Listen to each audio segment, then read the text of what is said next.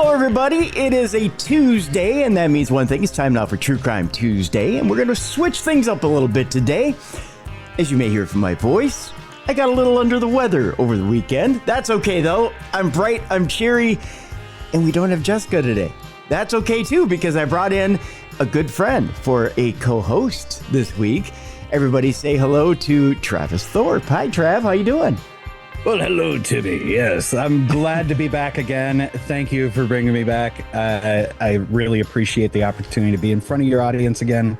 I'm hoping this will be a great episode. Oh, absolutely.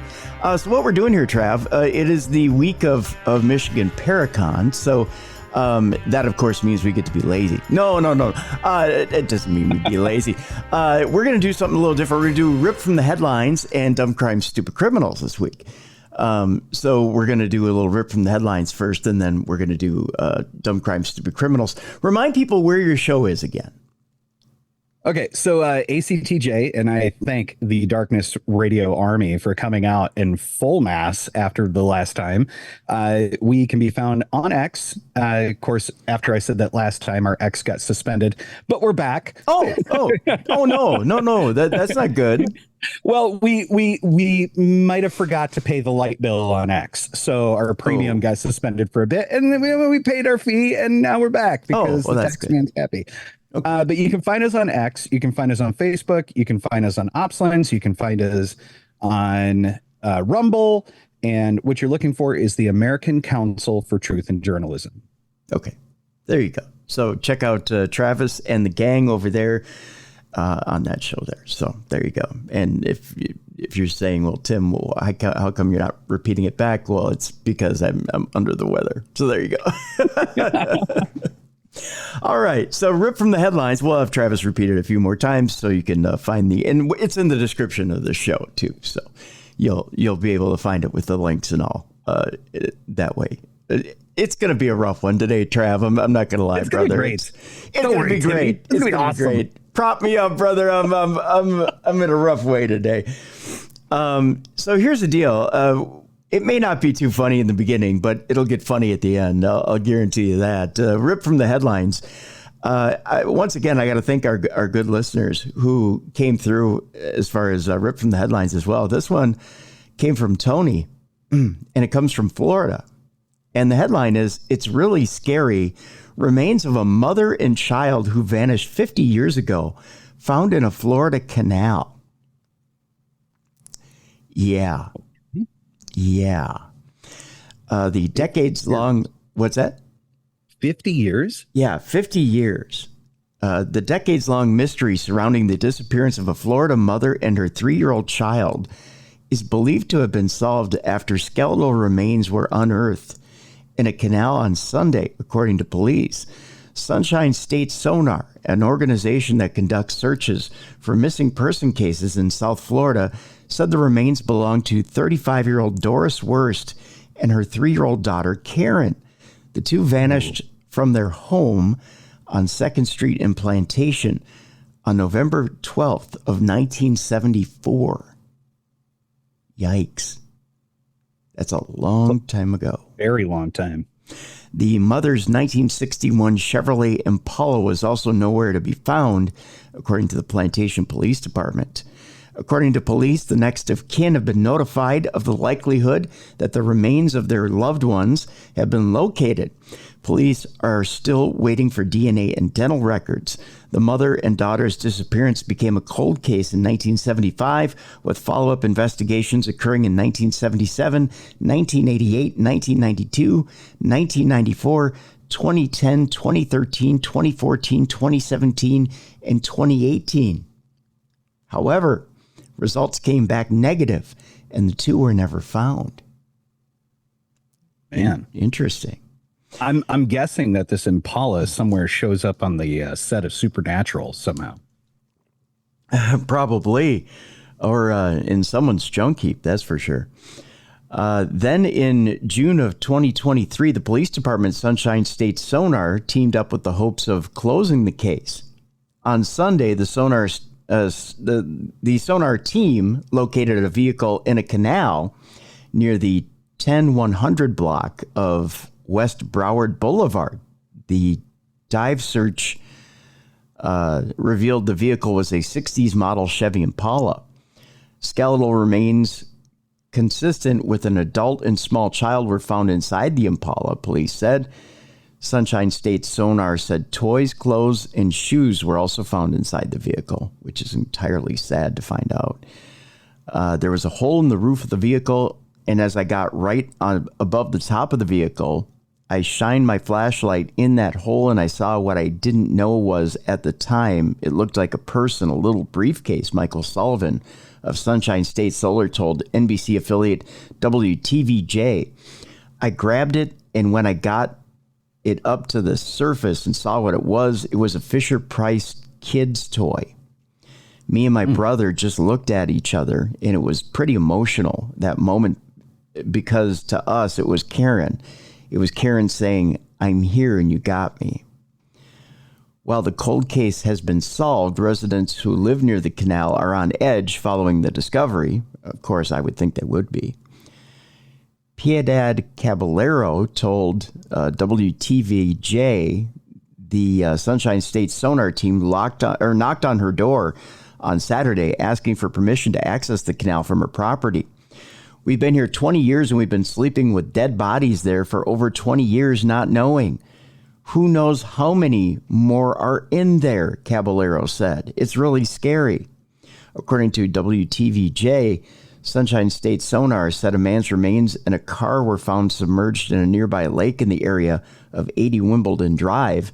They laid his bones out. They had his dentures, resident Cookie Sakenti said. It was really sad.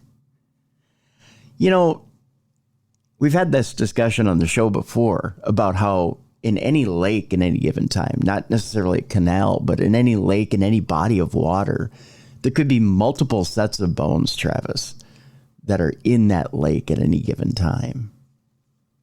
It reminds me of the first time that I went to Boy Scout camp at Crystal Lake. Mm-hmm. And there was this counselor, and she disappeared. There's a guy named Jason that was on the grounds, and they just kept disappearing. It was bizarre. It was weird. It was strange. I think it was on a Friday the 13th. Yeah, this sounds like a movie you might have seen. I don't know that this was a real scenario. I don't think this was. I think this might be a movie you watched. Yeah. What? Yeah. I don't think it was a real camp you went to. Yeah. No, this is a pretty sad story. I do watch a lot of YouTube. And there's some great YouTube channels of guys that go out scuba diving looking for remains of people that have been lost. And it's quite emotional to watch when the surviving families are reunited with those, deceased. And even sometimes just the memorabilia that they're able to find and discover and pull up from the water. And, half the time law enforcement is pretty happy about it. And the other half of the time, they almost seem adversarial. I don't know if it's a jealousy factor because they weren't the ones that did it and it was an outside person that did it. Mm-hmm. I don't know if it's maybe involvement in some of those cases. It's it kind of alludes to it. But Florida is got a lot of water out there, a lot of crime, a lot of crazy drugs and dinosaurs walking around. I mean, you're going to find bodies everywhere out there, I imagine. Yeah, and a lot of unsolved stuff too. So when they do come across something, I mean, it's for them. There's got to be relief that they've solved a case, but in the same respect, I know people get freaked out that well, this has been in my canal for 20 years. Well, yeah, but fact of the matter is there's other, you can't be naive and think that hasn't, there isn't more out there. It reminds me of any time I'd go to a client's house for doing some kind of home cleansing or whatever. They got some paranormal activity happening in their home, right? Mm-hmm. And one of the things they go is, "Oh, but it's a new house. How would it have a ghost in it?" And I always try to remind them, like, you realize, like, the dead out number, you have 5,000 to 1, right? Like, yeah. They're everywhere. Yeah. Just because this is a new housing development doesn't mean that there wasn't other people that have been here before, right? Right. It's no different. You probably got 5 skeletons under your driveway and you don't realize it. Yeah. Yeah. Yeah, it's funny how naive we can be when we want to be naive, and you know how much in denial we can be when we want to be in denial. But yeah, the dead are everywhere, folks. I don't know how to tell you that, but they just are. Let's move on. This woman is going to qualify for the Mother of the Year or Darwin of the Year award, one or the other.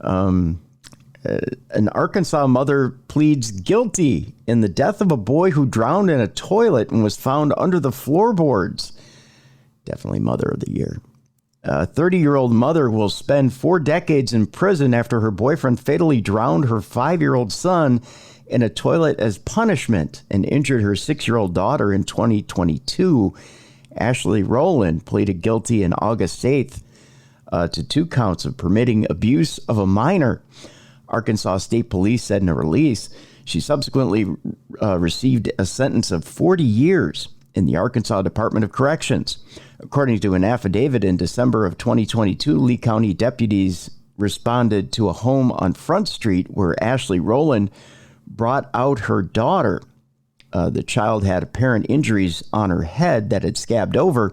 The mother claimed her son, Blue Rowland, was not at the residence. The daughter was transported to Forest City Hospital, where staff determined she had been severely burned. According to the affidavit, Ashley Rowland's mother told deputies that Blue Rowland was possibly deceased inside the defendant's home. Authorities entered the residence and found the boy under the floorboards, wrapped in multiple layers of plastic bags. Ashley Rowland reportedly told police her son died 3 months earlier on September 9th of 2022. The victim allegedly angered her boyfriend, Nathan Bridges, by biting his fingers when Bridges stuck it in his mouth. As punishment, Bridges reportedly drowned the child in the toilet. The defendant admitted she had entered the bathroom and saw her son struggling to breathe and that his body appeared limp. According to the affidavit, Ashley Rowland told investigators Bridges buried the victim under the floorboards after his death. The defendant allegedly said her daughter's injuries were also caused by Bridges when he held the girl's head and upper torso under hot water in the bathtub. Ashley Rowland's daughter reportedly struggles with behavioral issues, and Bridges would use hot water as punishment. According to state police, both Rowland and Bridges one second here, the story skipped. The feelings of anger inside right now, hearing all this, I can't even articulate. Yeah. According to state police, both Rowland and Bridges were initially charged with capital murder, abuse of a corpse, tampering with physical evidence, and endangering the welfare of a minor. Bridges pleaded guilty in July to first-degree murder and first-degree battery and was sentenced to 60 years in Arkansas Department of Corrections. But doesn't seem like enough time when you read the entire story. It doesn't feel like enough time, and honestly, even most people that get a 20-year sentence don't even serve 20 years. Yeah, they'll do 20 and get out on 10 on good behavior from the inside. But fortunately, allegedly, hold on, let me put my lawyerly glasses on. Yeah, go ahead. Allegedly, inside of the prison system, people like that have what they call bad charges, allegedly get taken care of. So they get taken care of in a way that, they won't ever see those 60 years. The kind of things that we should be doing to people like this, these monsters that live amongst us. But our judicial system says, no, we don't do those kind of things.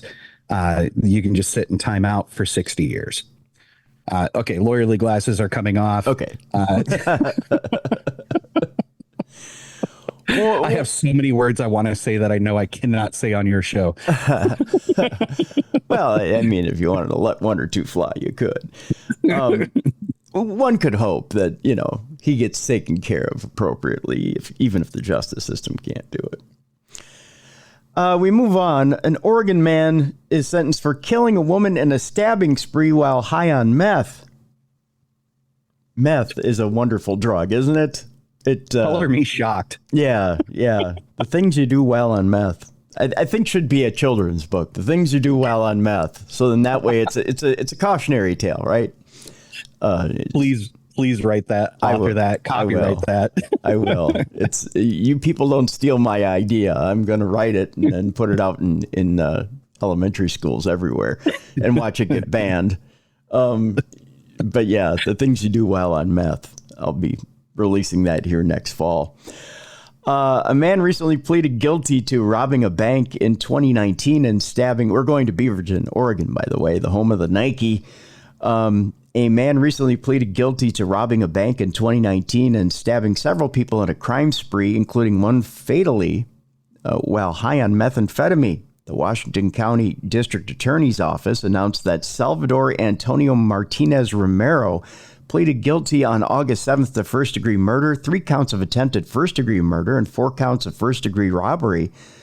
A judge sentenced Martinez Romero on August 13th to life in prison with the possibility of parole after 30 years for murder and 9 years for the other convictions. On December 18th of 2019, while under the influence of methamphetamine, Martinez Romero reportedly bought a large chef's knife at a grocery store. Prosecutors said he then entered a bank nearby, pulled out the knife, and demanded tellers give him cash. The beginning of a crime, but a knife at a gunfight doesn't necessarily go over well, Travis. No, it doesn't. But, what they left out in that op-ed there, right, is that he was going over to the bank to go acquire more money so he could get the rest of the implements he needed for his kitchen. He was just trying to be smart. Right. He still needed the frying pan and the other stuff. According to the district attorney's office, one victim, Janet Risch, was there to get cash for as Christmas gifts for her grandchildren. Oh, I want that grandmother. Martinez Romero reportedly grabbed Risch's adult daughter, Deb Thompson, from behind when he didn't get the money quickly enough and reportedly cut her throat.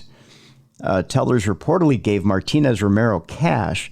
Prosecutors then said he fatally stabbed Risch in the back. Risch's daughter and bank tellers attempted life-saving measures at that point, but Risch died from her injuries.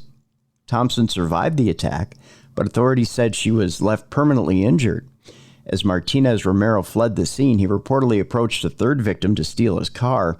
The victim tried to stop the theft, but Martinez Romero stabbed the man in the chest, causing critical injuries, according to the district attorney's office. The defendant drove the stolen car to a residential area in Tigard, Oregon, where he abandoned the vehicle. A fourth victim reportedly stopped her car by the vehicle, and Martinez Romero stabbed her in the leg and torso. Boy, meth gives you unlimited energy, doesn't it? Yeah. Prosecutors said he then stole that car from her. Police pursued Martinez Romero, and he eventually left the car and fled on foot. Officials found him near a high school, took him into custody, and discovered large amounts of cash stuffed down his pants and hidden under a nearby pile of leaves. He suddenly became a squirrel after that, evidently. And that's how they took him into custody. So, Travis, again, the things we do while on meth. You ever seen those videos of law enforcement, like even like the old like 90s, late 80s episode of Cops, where the guys would strip down into their skivvies, or they'd just be butt naked, running down, flipping over cars, getting shot multiple times and still coming at them like the T-1000, right? Yep. When I was a police officer, we had only maybe seen this once in my city, but it's a pretty prevalent thing. It's an actual medical condition that happens when they're high on some of these extremely hard drugs. It's called excited delirium. And what it's happening is their heart starts enlarging and it starts kind of cracking.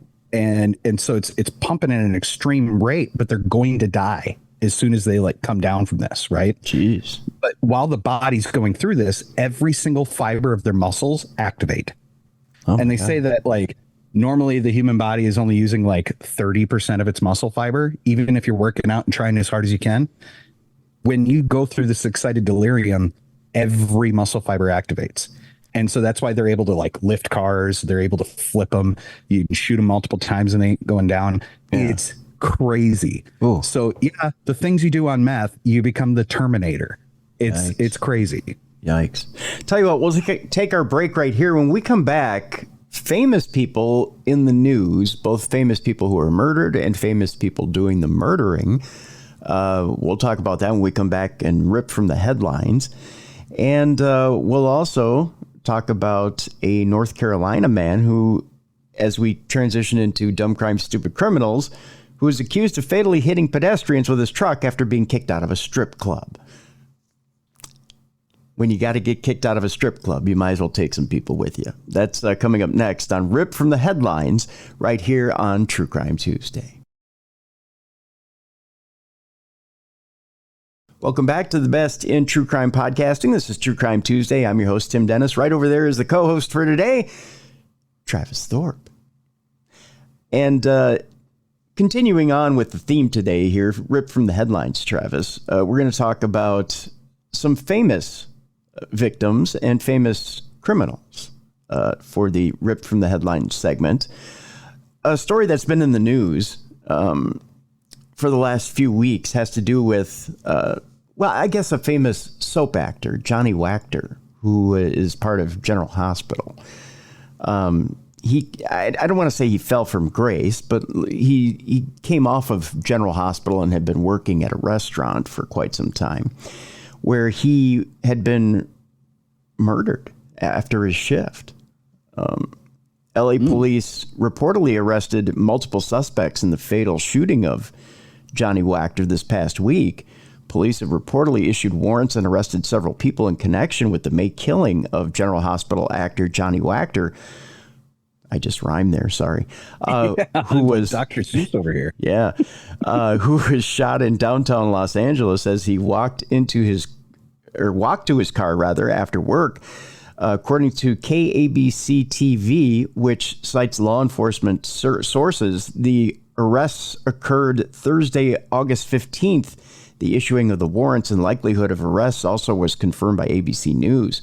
The Los Angeles Times reports that Los Angeles Police Department investigators obtained a probable cause warrant to arrest Robert Barcelo, Sergio Estrada, and Leonel Gutierrez. The men are reportedly members of the Florencia 13 gang, which is linked to catalytic converter thefts in the area. The suspects' fingerprints were reportedly found on a floor jack they used while attempting to steal Wachter's catalytic converter. So Really, he was just in the way. Yeah. They were down there just using their skills, trying to make a couple $1,000s to pay their rent. Yeah. And he got in the way. Yeah. So sad. Video taken by KTLA TV shows several police cars blocking a street that the suspects reportedly live on. Wachter was fatally shot on May 25th at 3:25 a.m. near Hope Street and Pico Boulevard after he left work at a local bar. The LAPD says Wachter was with a coworker when he got to his car and saw it had been raised up on a floor jack. Wachter's mother, Scarlett Wachter, told True Crime News host Anna Garcia that Wachter believed the men were towing his car. Wachter asked the men if they were moving his car, and one of the men was masked. He stepped back to protect his coworker, Anita Joy, but then the suspect shot him point blank in the heart. Wachter died in Joy's arms. The LAPD described the shooting as occurring without provocation. The suspects then fled in a dark sedan. Police shared photos of the suspect on August 4th. The car they drove off in was reportedly a stolen Infiniti Q50. So they had some taste, Travis, when they obviously used their getaway vehicle. Joy told True Crime News an extra in a statement, "We're all in knots, just hoping and praying that these are the right guys. Arrests are made and convictions take place." The arrests come just days after Scarlett Wachter and some of Wachter's close friends spoke at a press conference about the case. Wachter's acting credits include playing Brando Corbin in 164 episodes of General Hospital.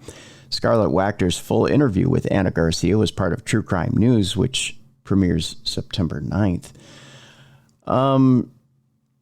It's a tragic story, really, that, the guy's just trying to get home from work, and he's working a late night shift, and these guys are stealing a catalytic converter, and, it's a sad story indeed. Yeah, I'm sitting there thinking and playing it out in my head, like, most men do, like running scenarios in their head of how they would deal with it, how they Monday morning, what's that, Monday morning quarterback or whatever, right? Yes, sir. And the scenario that plays out in my head is like, man, we all got to get really good at just releasing the hydraulic arms on those floor jacks. Isn't it just a twist to the right? Isn't that what it is? To the left. To the left. Righty tighty, lefty loosey, right? That's right. And so, if I wake up at 2:00 in the morning hearing bang, bang, bang, going, and I go, man, there's some guys with a floor jack underneath my truck. I'm probably just going to go over there and turn that floor jack and watch it pin them and be like, hey, stupid games, stupid prizes. You can wait for PD to show up now. That's right. Because living in the great state of Minnesota that we live in, if I went out there with my Second Amendment protected activity and tried to, hold them there, I'm going to leave in jail and they're going to leave with my truck. Yeah. Maybe we all need to get good at releasing floor jacks. That's right. That's the first part of self-defense, is learning how to use your car as a weapon. You bring up an excellent point. I mean, your car is a 2,000-pound weapon. So yes, it is. Yeah. Best use it. Allegedly. Well, allegedly. Yes, allegedly. They always tell you that whenever they say don't drink and drive. Your car is a 2,000-pound weapon, right? This host views does not reflect the. I'm just saying. Another famous person that's been in the news lately has to do with the show Friends, Matthew Perry. Now, 5 people, including 2 doctors, were charged this last week in connection with his death. I don't know if you heard about how much ketamine was in Matthew Perry's system. No. But Manischewitz, was there a lot? They said there was enough ketamine to anesthetize him. He was walking around with enough to anesthetize him. Huh. Think about that. I mean, enough to actually put him down for surgery. And he was walking around just able-bodied. There was a lot of fan theories going around all over the internet around his death, where they were analyzing his last tweet or last Instagram post or something. It had something to do with the bat signal. Do you remember that? No, I don't. Yeah, it went pretty viral for about a week. After it was moments before his death. I mean, we're talking minutes, right? He's tweeting or Instagram posting. What is it to? A whole slew of posts that are coded messages that are all the bat signal. And it's was his brain getting fried that he was I'm throwing up the bat signal for help, or maybe a coded message to friends I'm in danger, help. Maybe. Yeah. And so it's good to see that they're making a arrest on this, because that alone was enough, I would say, for reasonable suspicion that there was some foul play going on. Oh, yeah. The amount of ketamine that was ordered the last month of his life was obscene. I mean, we'll get into it here, and I'll tell you how much exactly.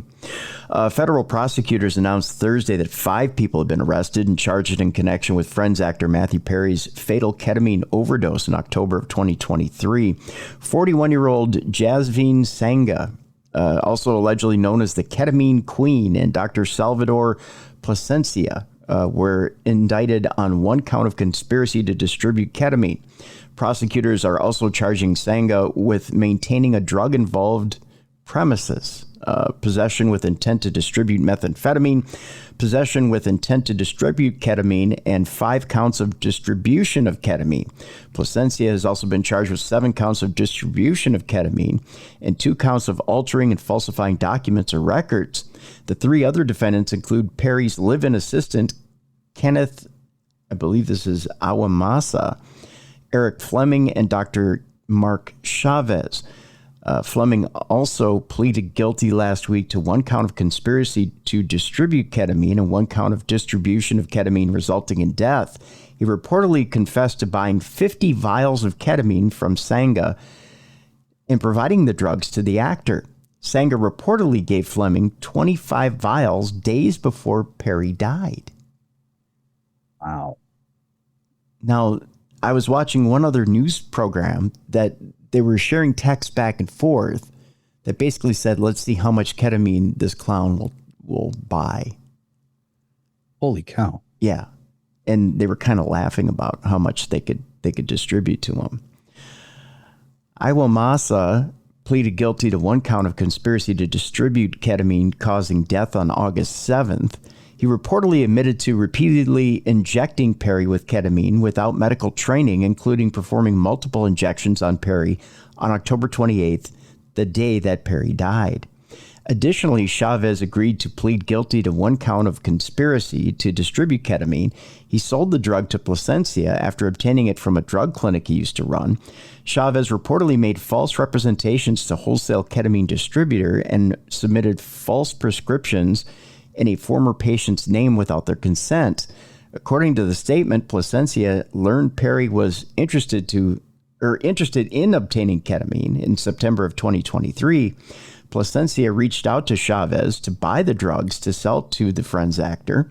Plasencia allegedly texted Chavez, "I wonder how much this moron will pay."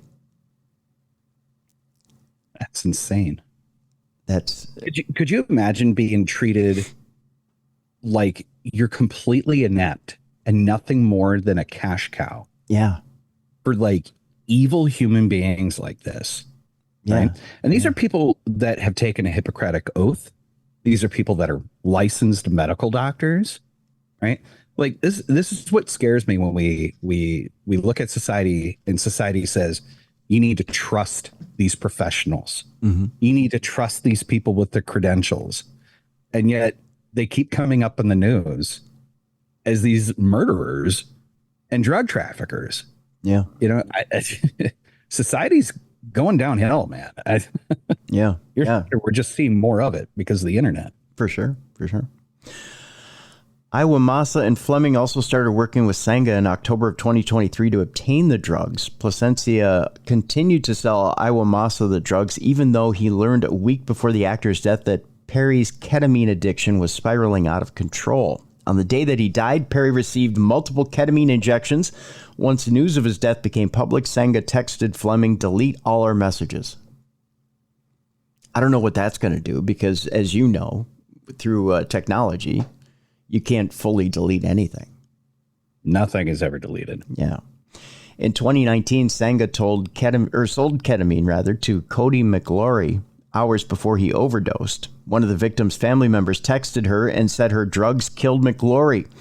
But prosecutors said Sanga nonetheless continued to sell ketamine from her stash house. Agents searched Sanga's house and found evidence of drug trafficking, including over 3 pounds of meth pills, cocaine, and prescription drugs that appeared to be fraudulently obtained.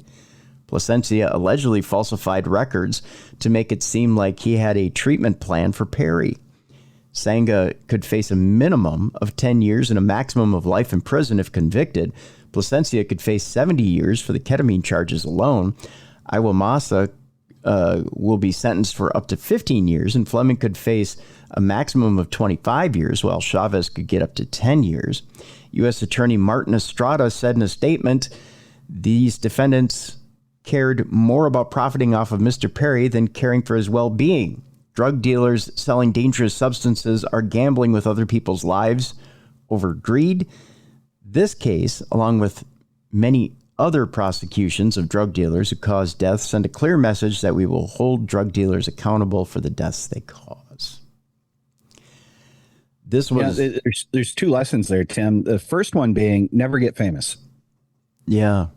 The second being drugs are bad. Okay. Okay. Drugs are bad. Okay. Drugs are bad. Drugs are bad. Okay. Drugs are bad. Okay.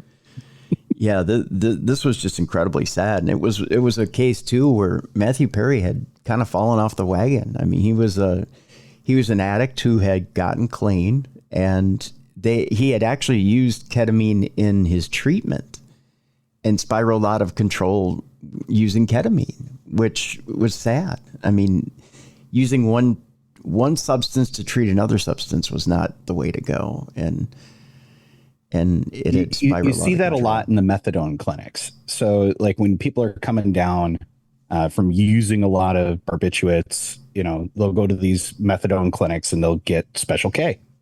Yeah. And a lot of our ambulances, paramedics, firefighters, they would have a load of Special K in their vehicles in case if, the Blue Canaries, i.e. law enforcement, had somebody that was very, very, very squirrely and was probably going to fight the paramedics on the way to the hospital. And they would give them a little Special K injection, which is ketamine, right? And it would make them all docile and, dopey and more pliable and easy to deal with, right? And I think that's why in a lot of these detox facilities that they use this narcotic as well, because it calms them down. It helps them kind of come off of their really, really hard crash that they're going to go through. But it's super addictive as well. Yeah. And I've known a handful of people that still to this day get prescribed ketamine because they went through those treatments and they can't let it go. So drugs by it. There's some people that ketamine really works for. There's some mentally ill people that really have used ketamine and it's worked very, very well for them. But it's not for everybody. It's not. Yeah. It's not the drug for. It's not the cure all for everybody. That's for sure. Our next story has to do with a former NFL player sentenced for abusing and killing his girlfriend's daughter. We go to Las Vegas, where a former professional football player was sentenced this week for abusing and killing his girlfriend's 5-year-old daughter in 2019. The Las Vegas Review-Journal reports Sierra Wood has entered an Alford plea, which means he's maintained his innocence but acknowledged there was enough evidence to convict him on Tuesday, August 13th, on charges of second-degree murder and child abuse, neglect, or endangerment. The Clark County judge sentenced Wood to life in prison with the possibility of parole after 10 years for the murder charge. He was also sentenced to 28 to 72 months behind bars for abuse and is required to cover the cost of the funeral. The 2 terms will run consecutively.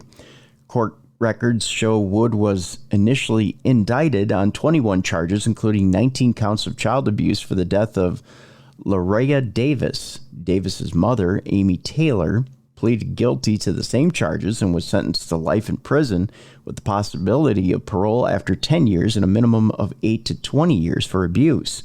According to the Las Vegas Review-Journal, Davis died April 9th of 2019. Wood reportedly noticed she was unresponsive, so he called 911 and performed CPR on her. She had at least 100 bruises on different parts of her body, as well as 20 broken ribs, a lacerated liver, and other injuries. Clark County prosecutors reportedly argued Davis's injuries indicated a pattern of physical abuse, of being hit, of being punched, of being forced to endure things that just are beyond words. Wood reportedly forced the girl to exercise, including doing sit-ups and running laps, because he wanted to make sure she was on the right path due to her being chunky. I don't get that. Yeah. Now there's a mindset that they see in a lot of professional athletes, which is this pursuance of excellism or, excellence. And, you have to be the best of the best of the best. And, when they're receiving millions of dollars for their paycheck for being the excellent ones, I can see in their twisted mind why they would come up with some kind of thought process of like, you're going to do at 5 what I'm doing at 30 to be successful in life. And they're taking out their own anger and hatred for themselves or their own insecurities out on that kid. Mm-hmm. It's a child.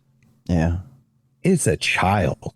Yeah. Yeah. Now I'm chunky too. So maybe I'm just upset because I'm chunky and I don't want to exercise anymore. When the Army stopped paying me, I stopped running. Okay. Yeah. Yeah. And I like Twinkies. All right. Yeah. No, Army ain't paying me either, and I'm not running either, brother. I'll tell you that. Taylor reportedly told investigators that she came home from work one day and found her daughter mutilated after leaving her with Wood. The Las Vegas Review-Journal reports Taylor sat on and spanked her daughter as punishment. Boy, these are parents of the year, aren't they? Wood played college football at Notre Dame as a running back and spent time with the Buffalo Bills and Houston Texans in his NFL career. The Associated Press reports that he also played for the Montreal Alouettes in the Canadian Football League. Now he's playing for the jail league, evidently, and won't be playing for long, is my guess. All right, the lawyer glasses are coming back. Okay, lawyer glasses, here we go. Allegedly, this guy should get his balls played with while he's in prison. You know, allegedly, they should play a little soccer with his ball. Allegedly, he should get some of that same corporal punishment inside of that little box that he's going to be in for the rest of his freaking life. Allegedly, those gangs are basically going to threaten him until he's penniless. They are going to make sure that his commissary is footing the bill for the entire block. Allegedly. All right, glasses coming off. Glasses coming out. There you go. Lawyer glasses. I see how that works. All right, our next story. A wife and her cousin accused of killing an Army National Guard soldier found shot and zip-tied in 2019. I know you're going to love this story. I don't even know if I dare read it. Go for it. All right. Do it. Authorities recently arrested a woman and her cousin on suspicion of fatally shooting the woman's husband, who's a soldier. According to the Loudoun County Sheriff's Office, we're going to Lenoir City, Tennessee. On October 1st of 2019, deputies responded to a home on Shaw Ferry Road where they found the 35-year-old Jacob Bishop deceased. Officials suspected foul play and determined Bishop was the victim of a homicide. Deputies said they found Bishop, a Tennessee Army National Guard soldier, with multiple gunshot wounds, and he was bound by zip ties. Bishop's death investigation remained unsolved for years until recently, when the sheriff announced they arrested Bishop's wife, 39-year-old Amanda Bishop, and her cousin, 39-year-old Eric Bird, on August 13th. Deputies said they were able to identify the suspects through advancements in technology and new evidence. According to the sheriff's office, before the victim's death, Amanda Bishop and her husband were going through a heated custody battle that sparked animosity between the two. I got to stop right here. So it took you these many years to figure out that the two of them were arguing over custody? Why did it take so long? Well, I mean, okay, first, what was the state again? Tennessee.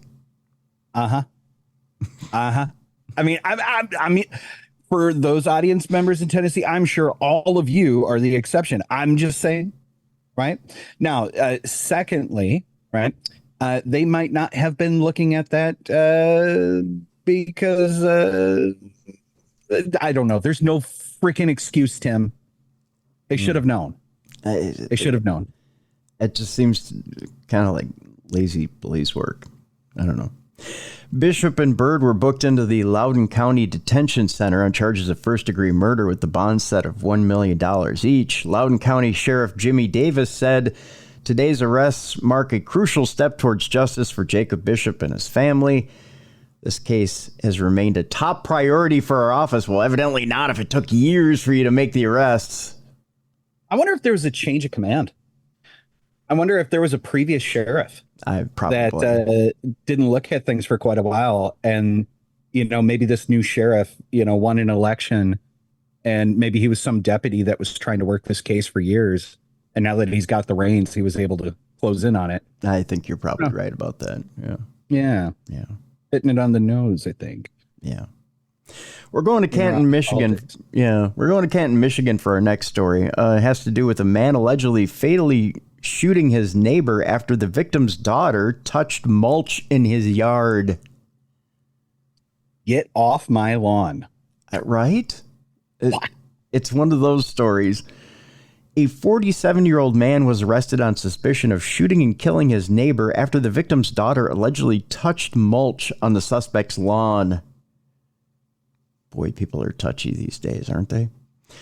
According to Canton Police Department, on August 10th at approximately 11:48 a.m., officers responded to the 200 block of Cornell Street regarding shots fired following a brief confrontation by the suspect toward the victim.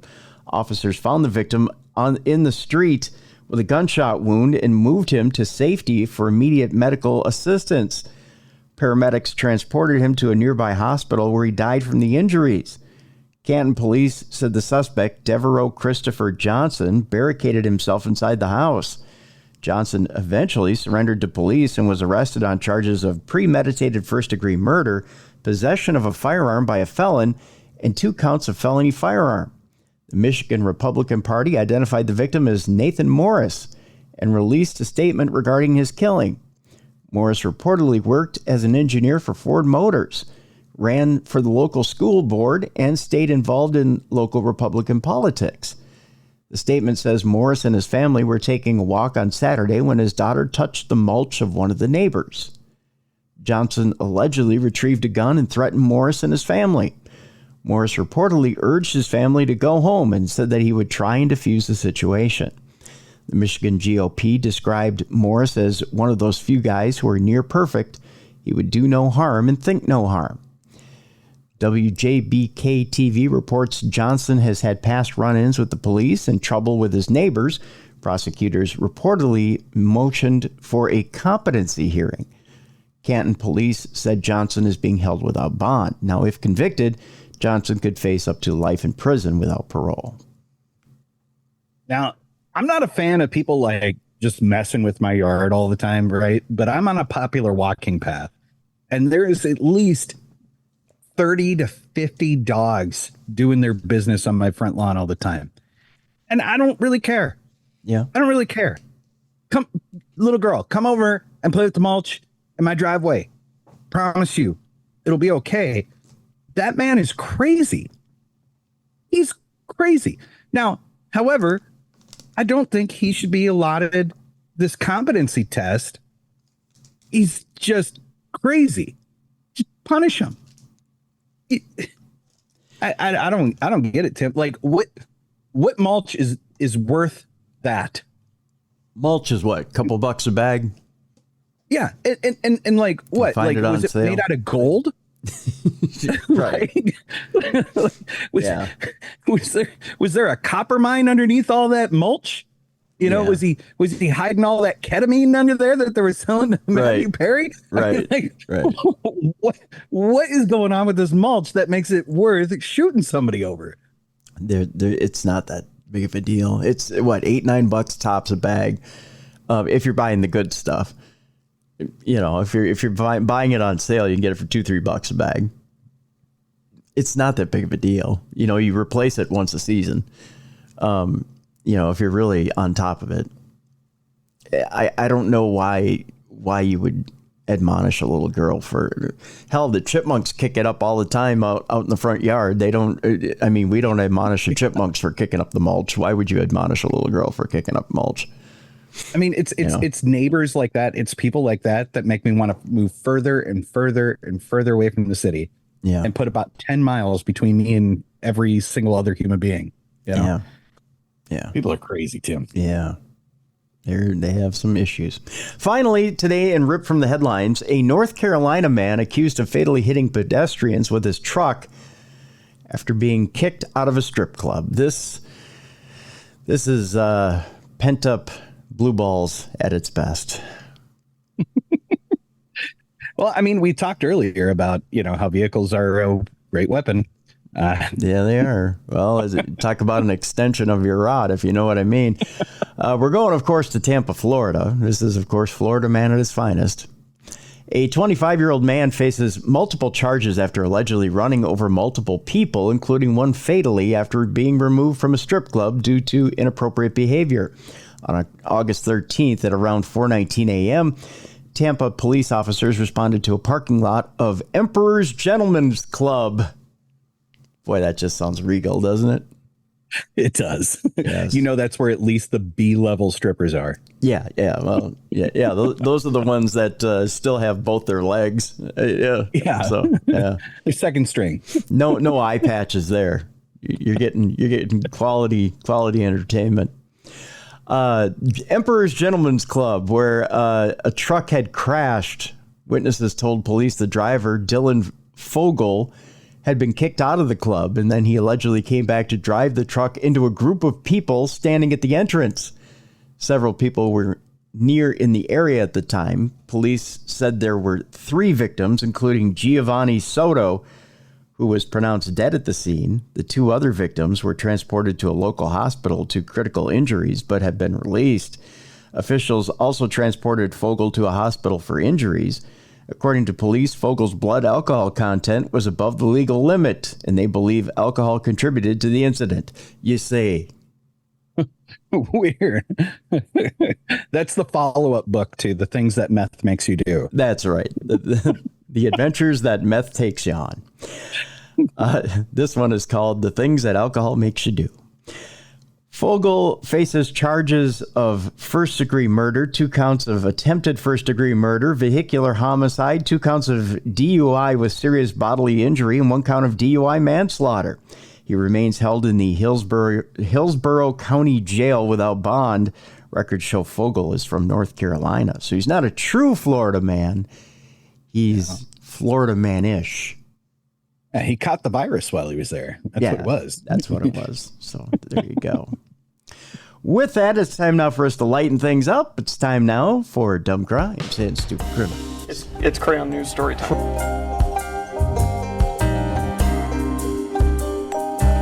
What happened with this dude, Christ Bearer? I heard he cut his penis off and then jumped off a balcony. Suspect pulls gun from butt, shoots twice at Denver police. What is your emergency? I need help. And what's the problem? I'm too high. You're too high? Yeah. And Travis, we open up Dumb Crimes and Stupid Criminals today with a convicted Fresno murderer who says that life isn't fair. Well, you know, as my father would always say, you're right, Travis. Life isn't fair. Fair is something you take your kids to in the summertime. It's true. Well, not only is life not fair, but it's not fair because the jurors were female. Let me explain. And this is the funny part. He says, my jury trial was not fair. This is according to Hamanpreet Singh. He told this to the judge. A lot of women, obviously, they saw my video crime. We go to Fresno County, California, where a heated back and forth unfolded at the Fresno County Courthouse Thursday as a convicted murderer raised his hand to address the judge and spouted falsehoods about his trial. Because you all work together, you're supporting each other, you're not giving me my rights because I don't have a private attorney, Harmanpreet Singh said. The man was in court to learn his sentence for a 2022 Clovis shooting. Surveillance camera captured the crime as investigators say Singh shot and killed his ex-girlfriend, Gurpreet Marahar.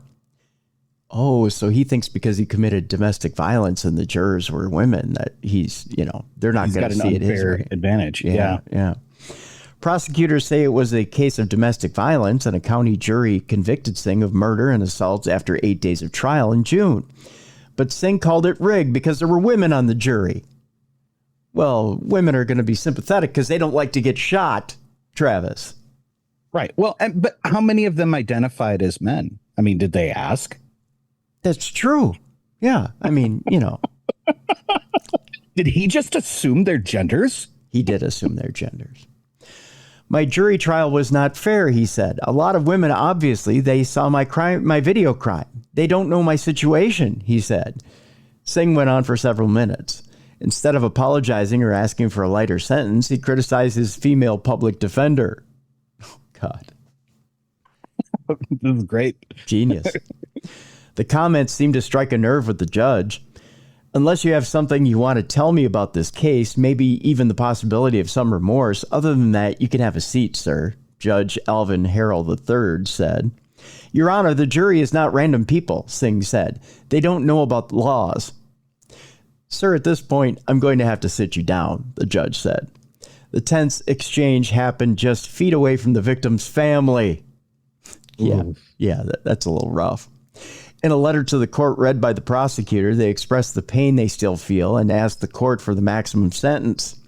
My sister's unbearable loss has traumatized all of us for the rest of our lives, Fresno County Chief Deputy District Attorney Deborah Miller read on behalf of the family.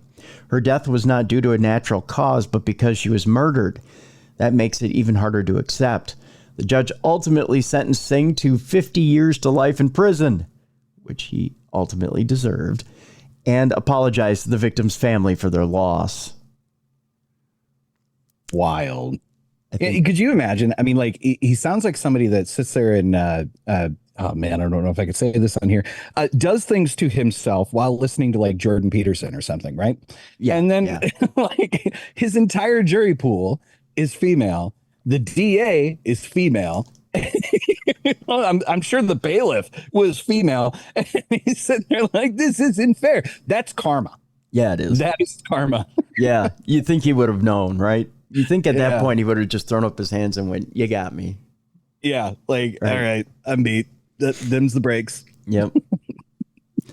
Our next story has to do with a Philadelphia man who pleads guilty to killing his neighbor in a dispute over snoring. Again, I have to thank our listeners. Our lovely listeners have come up with so many stories this week, and I want to thank them. It's hard to thank them individually, but there's listeners like Tony and Jeff and a lot of different listeners who have come through this week. I want to thank Tony, you. Who hurt you? No, he's a great listener. He sends a lot of good stories. A Philadelphia man pleads guilty to killing his neighbor in a dispute over snoring. The man's attorney said his client had his life threatened multiple times. A Philadelphia man has pleaded guilty to stabbing and killing his neighbor after the neighbor had threatened him over his loud snoring. 56-year-old Christopher Casey of Upper Moreland was sentenced in Montgomery County Court on August 7th to 11 and a half to 23 months in county jail, followed by 3 years probation, after pleading guilty to the manslaughter charge in possession of an instrument of crime. That, according to court documents, Casey was originally charged with third-degree murder in the January 14th death of 62-year-old Robert Wallace, who lived next door in a duplex and with whom he shared a common wall. Prosecutors said Casey stabbed Wallace after the other man pushed in his first-floor window and threatened to kill Casey over his snoring. Relatives of the victim said he had been unable to sleep due to the noise, and his fatigue had affected his life and ability to work. Wild. Yeah. Get a white noise machine, move your bed away from the wall, move. Yeah. None of these adult things came through this guy's brain. I guess not. Wow. Casey apologized to Wallace's family in court, calling the killing unfortunate. I mean, yeah. Casey's attorney said his client's life had been threatened multiple times. He was terrified of the guy and he believed that he had no option. Defense attorney James Lyons said he called his client a really good man who was not equipped to deal with this type of sustained abuse and threats. Casey will be freed after 8.5 months in jail and has only 1 month left behind bars, per reporting from the Philadelphia Inquirer. Wow. I wonder if his cellmate snores at all. Oh, that could be time extended, couldn't it? Make a shiv out of a toothbrush and by God, you're in for a little extended stay, aren't you? Make it any more. You know, I had the same problem at my duplex. That would... What are you in for? I hate snoring. I better get my CPAP. What was his prison name? Breathe Right? Yeah, Breathe Right. Dear God. This next story was sent to us by a listener. 1 ton of meth was hidden in a truckload of celery seized from a farmer's market. You a big fan of farmer's markets? No, there's too many people there. Too many people at the farmer's market? See, I like a good farmer's market in the summertime. Like I love individuals, right? Mm-hmm. I like people, and I think in a wide society, there's a lot of amazing people, great stories. I'm sure every single listener of your show is an amazing person. However, when people are in mass, I can't stand it. It just drives me up the wall. So if I get drugged to something like that, I'm just on high alert the whole time, scanning everything. I can never calm down enough to be in a place like that. Yeah. I just hate it. The one farmer's market I used to love when I worked downtown was the Minneapolis Farmers Market. Is that the one under the bridge? No. This was right downtown, right. Was that on Nicollet? It used to, yeah, right off of 6 and Nicollet outside of the city center out there. Yeah. I used to work security down there. Did you? Yeah. I had to deal with that every week. Yeah, every week. Yeah. But they had so much good stuff out there. I mean, the produce was excellent. Yeah. Well, see, I thought the story was going to the farmer's market that was underneath the freeway with all the tents and everything because of the meth. Oh, no. Well, we're coming full circle now with meth. The meth and the celery, Meth and the celery, yeah. Yeah, the farmer's market off of 6 and Nicollet, that went, I think it started on 6 and it extended all the way to about 8th. Yeah. 8th or 9th. 8th or 9th, yeah. It was big. Yeah, I had to patrol that every week. Yeah. It was crazy. I would go up there and I'd get some fresh produce, and then my girlfriend at the time I'd get her some flowers every week because we worked together. We worked together over at Minnesota News Network. And you never bought me flowers once, Tim. We didn't know each other at the time. Otherwise, I would have probably bought you a nice bouquet of flowers. You could get we could get a bouquet of flowers for $5. I probably would have got you one and her one. So just saying. And cheese curds. I would have taken cheese curds. Yes. You know what? They had the best roasted nuts there. You remember the cinnamon roasted nuts they had there? The one vendor there? Yep. Oh, those were. And they had a giant popcorn wagon out there too. Yes. Yeah. By an Egyptian guy named Sammy. Yep. And he and I became really good friends. Yeah. I remember Sammy. Yeah. See? Good times. Great oldies. Cool 108. All right. 1 ton of meth. People don't know what the hell we're talking about. 1 ton of meth hidden in a truckload of celery was seized from a farmer's market, according to the DEA. We go to Atlanta, of course, the home of great meth. I don't know what that means. Piles upon piles of methamphetamine were trafficked across the Mexican border and were seized in metro Atlanta, according to officials with the DEA. It's the largest amount of meth ever seized by the DEA's Atlanta division, according to Robert Murphy, special agent in charge of the division. He told that at a press conference announcing the seizure on Monday afternoon. Murphy said it's also the largest seizure of meth the DEA has made this year nationwide, which is important to note because we're not on a border. That's what of course, Atlanta's not on any border. But it makes me wonder, because they're not always really good at packaging these things. Yeah. How much of those narcotics bleed over into the produce that we then consume? Right. I hope every single one of you are now worried and paranoid about all of your fruits and veggies. Eat meat. Well, and do you guys really wash your fruits and veggies really well? Yeah. I do. Right? I know I do. Yeah, I never eat them, so I You never eat a fruit or a vegetable? No. Oh, I do. That's rabbit food. That's what food eats. Yeah. No, ever since I got heart healthy, I've been eating a lot of fruits and vegetables. So, yeah. Boy, I got a lot of meth running through me, don't I? You probably do. Yeah. Jeez. Especially certain times of year, because that's all that comes from Mexico is fruit and vegetables. So you notice, depending on the time of year, it'll come from Canada or it'll come from Mexico. And during the winter months, it's almost all Mexican produce. Yeah. So, how much celery is just laced with cocaine too? And you're just this is really good celery. I can't stop eating it. I don't need peanut butter and nothing with it.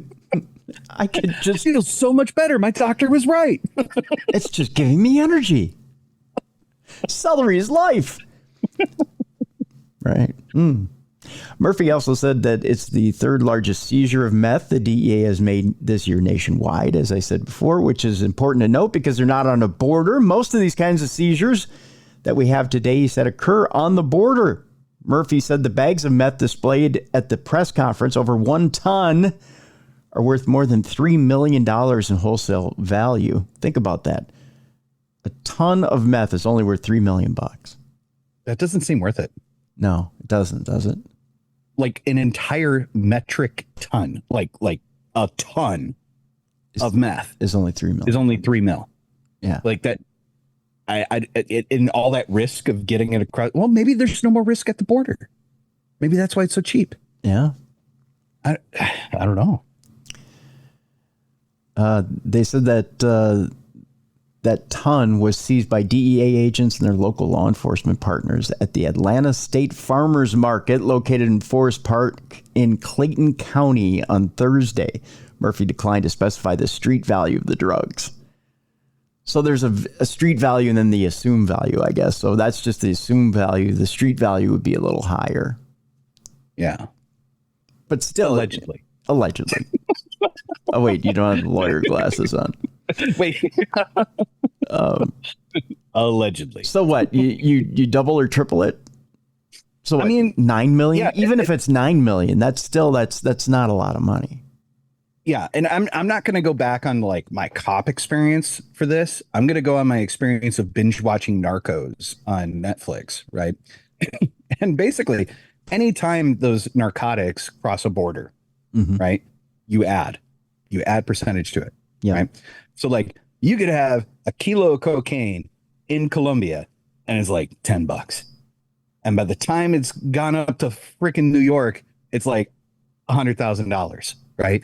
Like every time it passes a border, it goes up in price. Yeah. Right. Yeah. It does amaze me that local PD along with DEA catches it in Atlanta. How did it make it all the way there? Right. How did it not get caught at the border? Yeah.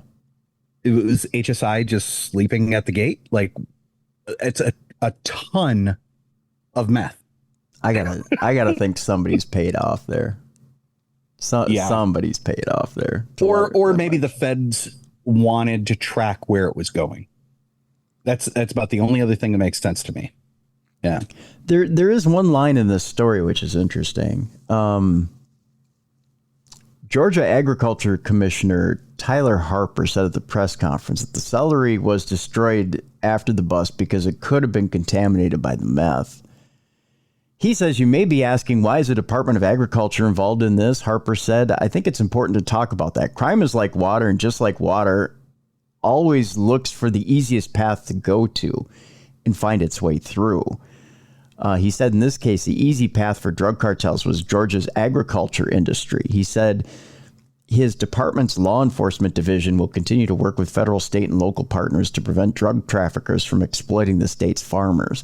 So he's saying that they exploited agriculture specifically and went that route rather than choosing the shipping route of food and agriculture rather than any other trade. See, that raises another hypothetical in my head here. So as we know, in the last decade, and this is more of like a geopolitical thing, a lot of America's farmland is not owned by American mom and pops anymore. Right. Yeah. Of course, you have a lot of large corporations that own a lot of farmland. Okay.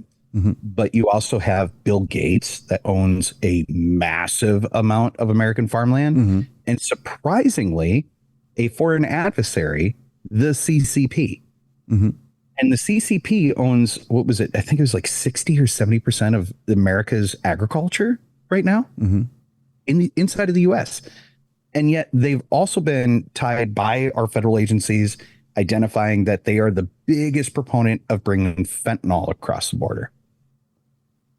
Makes me wonder if those farmers, right, or farmland that was trafficking narcotics has any tie to CCP land. I don't know. It's a good question. It's a good question. I don't know. Yes, most indubitably. I do say. Indubitably. Yes. Let's move on, for time's sake. A man is accused of stealing Yellowstone National Park's vehicle while intoxicated. You gotta love a good drunken stealing. Yabba dabba doo. Wait, no, that's Flintstones. That's Flintstones, but they use the Flintstones in their marketing? Yeah, maybe. I think so. Yeah. Hanna-Barbera, right? Yeah, Something like that. A Virginia man is facing federal charges after allegedly stealing a Yellowstone National Park truck near Old Faithful while intoxicated on Saturday, August 10th, 2024, according to documents filed in U.S. District Court, District of Wyoming. Alan Bowling of Virginia attempted to buy beer at the Old Faithful Upper General Store around 4:40 p.m. on Saturday. Court documents say Bowling's credit card was declined, prompting him to leave the general store and get into a Yellowstone Park service station heavy wrecker. The heavy wrecker was reported as being seen near the Old Faithful Lodge before going the wrong way on a one-way road, driving off the roadway and then coming to a rest near the post office and ranger station. Bowling was pursued by foot by rangers, eventually stopped and detained by gunpoint, or at gunpoint, not by gunpoint, but at gunpoint. According to court documents, when asked to identify himself, Bowling said Nathan Patterson, undisclosed United States Marshal. He allegedly told rangers. Oh, okay. So, okay. The allegedly glasses came out. Yep. Here we go. And he declared himself to be a U.S. Marshal. Yes. Now, was he actually a marshal or was he just talking shit? He's talking shit. All right. He said, I needed the truck to get to the United States Marshal's headquarters. This is what he tells. Yeah, this is what he tells the authorities. Court documents say Bowling smelled strongly of alcohol and was taken to the Mammoth jail after being identified by witnesses. He reportedly refused to participate in sobriety testing, would not provide a breath sample, and refused to comply with a blood warrant. A follow-up investigation found that the heavy wrecker came to a stop 183 feet from the roadway, driving through and damaging a large wooden fence that is property of the federal government.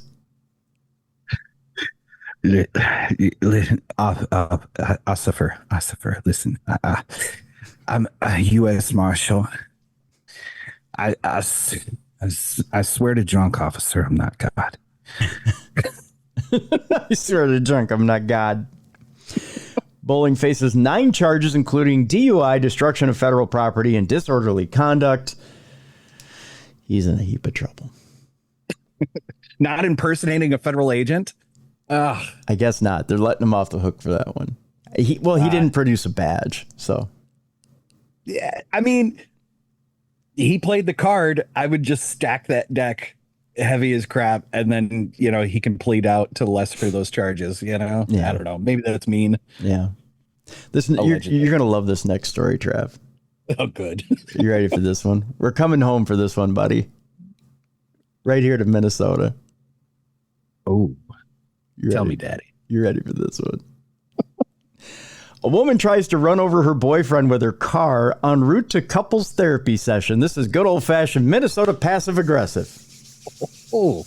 You ready for this? Nice. Should I do the accent? Yeah. Oh, you betcha. Veronica Rolene Gast was arrested for criminal vehicular operation, among other charges, Oh. Yeah, you betcha. She even looks Minnesotan. Look at this woman. This is... Oh, I bet she makes some mean laughs. Yeah. Oh, man. I bet she's got put the that lutefisk on it. She's got the best green bean casserole on all the block, Yeah. Oh, man. That tater tot hot dish, though. Yeah. It's I'll tell you what.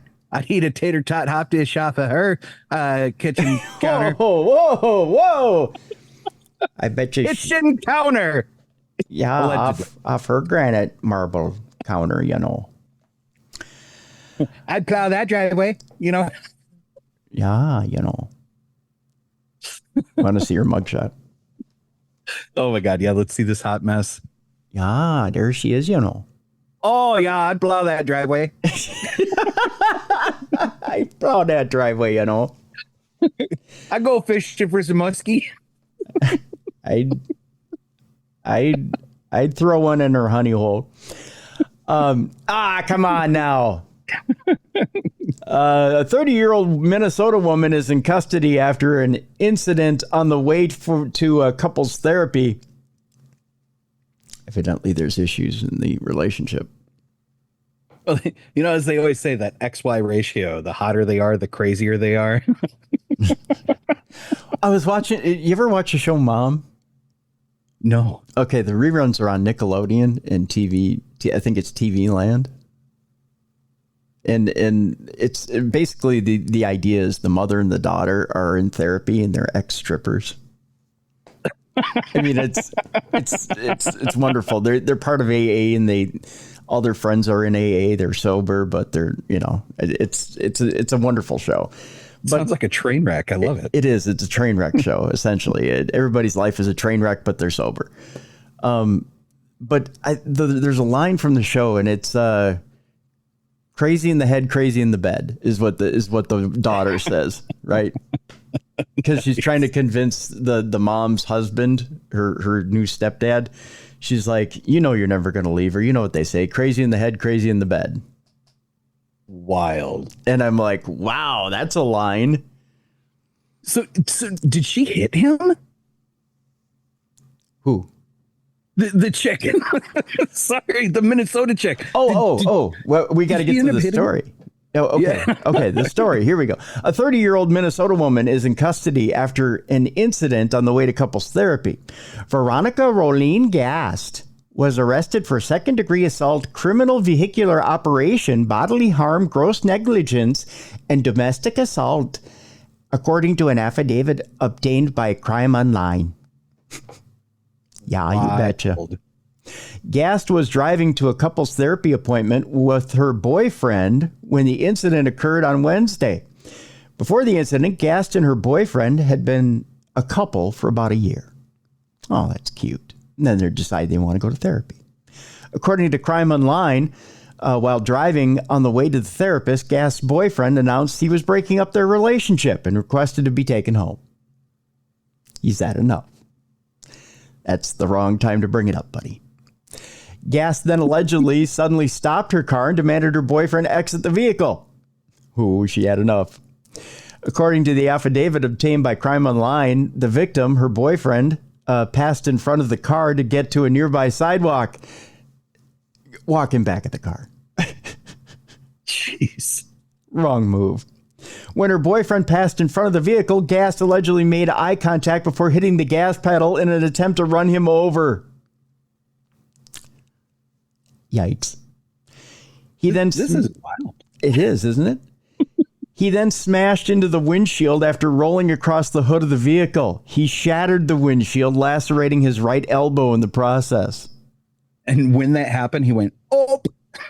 He went, oh my gosh, my elbow, you know. The defendant admitted that she was pulling away as she hit the victim with her vehicle. The defendant said she slowed down and stopped to call the police. Oh, so sorry I hit you so hard. Let me get a hold of 911. Let me call a cop for you. Oh, quit whining. It'll get better. Throw a little Bactine on it. You'll be okay. Jeez. You know, the first red flag that this woman is just crazy, right? Veronica, I'm specifically talking to you right now. Crazy Pants McGee. All right. Crazy Pants McGee. All right, I got my lawyerly glasses on too. Glasses right? on, Veronica. Right? Yep. Allegedly. All right, if you can hear me, sweetheart. Yep. Listen. You don't need couples therapy when you're boyfriend and girlfriend. You're not like a real couple. Yeah. You've been dating for a year. Yeah. If it ain't working, it ain't working. And when he says, I want to leave you, it's okay. He can leave. Mm-hmm. Don't run him over with your vehicle. Yeah. Okay. Just run over his heart. Just let him go. Just go be a thought on the internet, like every other woman that's upset when they get into a relationship struggle. You don't have to run people over with your vehicle. Now you have to play princess in the county jail, and that's no place for you, Veronica. Sweetheart, baby, listen. Next time, just let him get out of the damn car. I believe there's a girl on the internet who gave good advice and said you should hock to it and spit on that thing. No, I'm kidding. Although pretty good advice. Oh man, I don't understand why people in like their first year of a relationship think that is something that's salvageable, that you need a counselor. No, you're not married. If it's not like, if it's 1 year in and it ain't clicking, yeah, then it ain't real. Yeah. Let it go. Just like, like my 4-year-old daughter. She's always let it go. Just ounce of that. Let the hair down and let it go. Yeah. You betcha. The defendant said she was in shock at hitting the victim. I don't know why. She's the one who accelerated. So she did not stop right away, but let off the gas, according to the report. While in custody, Gast claimed her cracked windshield was caused by her boyfriend punching the glass, not his body weight. It is unknown if she also sustained any injuries.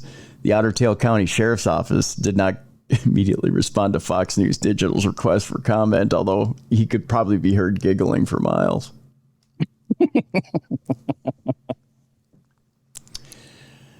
Oh, that's wild, Tim. Yeah. If you and I ever needed a counselor, Tim, it would be acceptable. Yeah. We've known each other for like a decade plus now. Right? Yeah. I would say, yeah, Tim, you didn't get me flowers. Yeah. So now I'm upset. And in the theme of everything, I'm going to go do some salary and get behind the wheel. And I'd probably say, well, Travis, I need to make amends and go get flowers. See, and that would be on me. And then I would probably go to Sammy and go get some of those cinnamon nuts for you. Yeah. See. Well, I've just noticed that there has been a theme with every single story of the night so far. And what is it? Math and vehicles. Yeah. There has been, hasn't it? Well, I can switch it up with this next one, I think. All right, pretty much. I think so. Yeah. 73-year-old widow is bilked out of $113,000 by phone fraudsters. There's been a lot of the phone fraudsters stuff lately.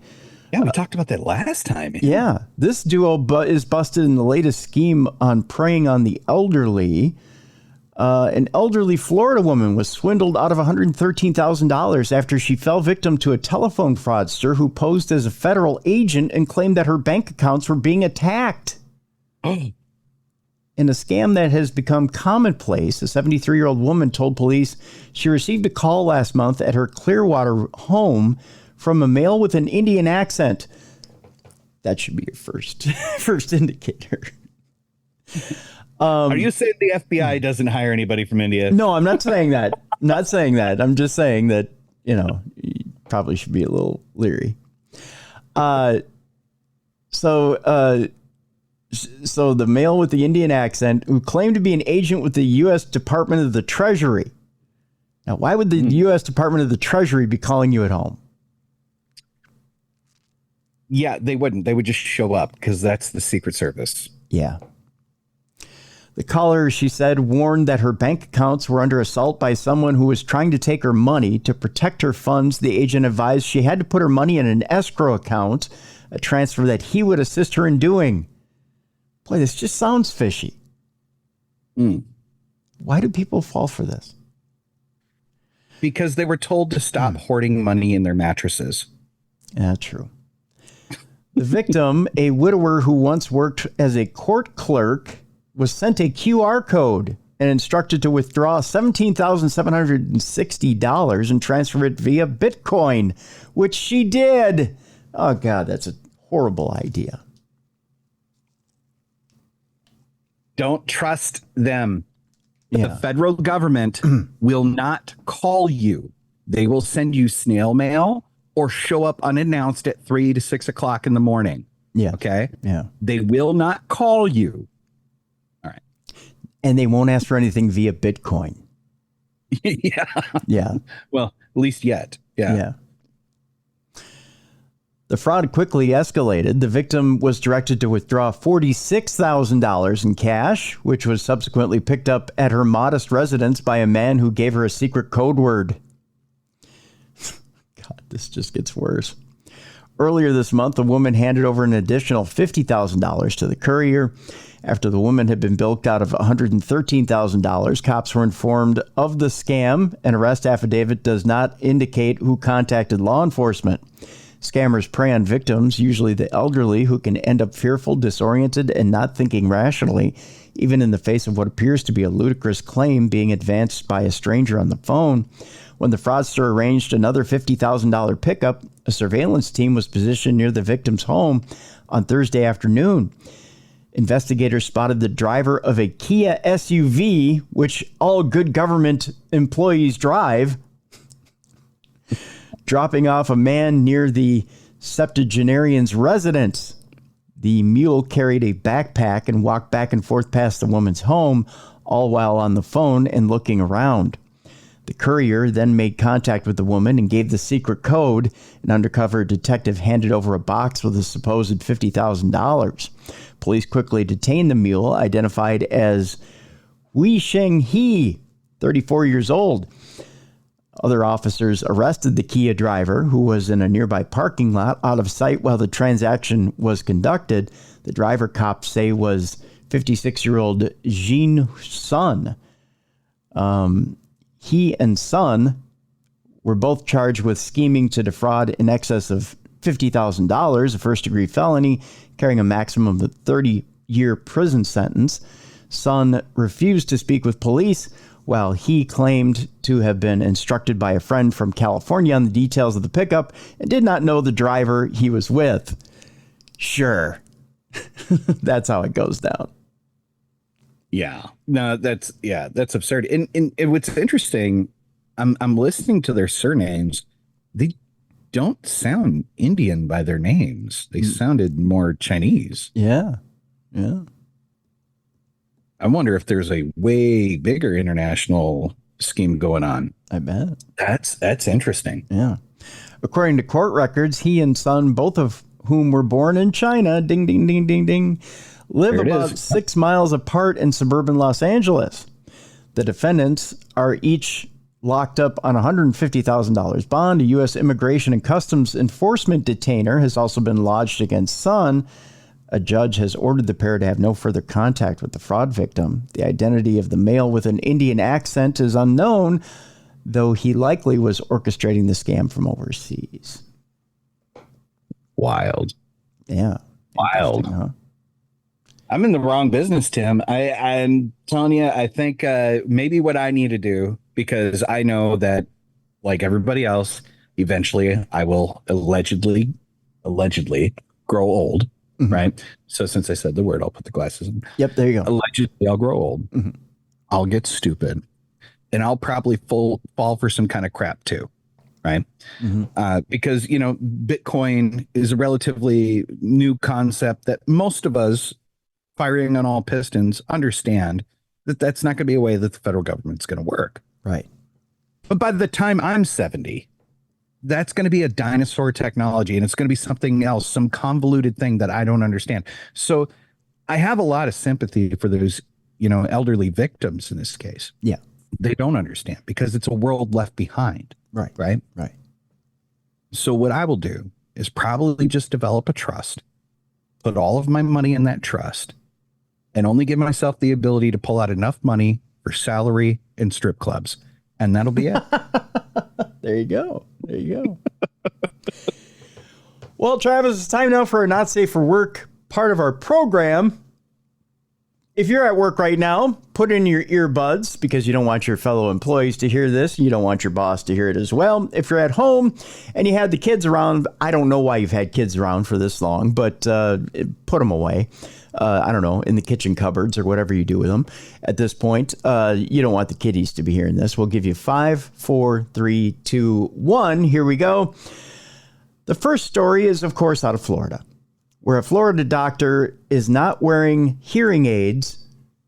And it's probably not a good thing because he is a butt doctor and couldn't hear his colonoscopy patient screaming.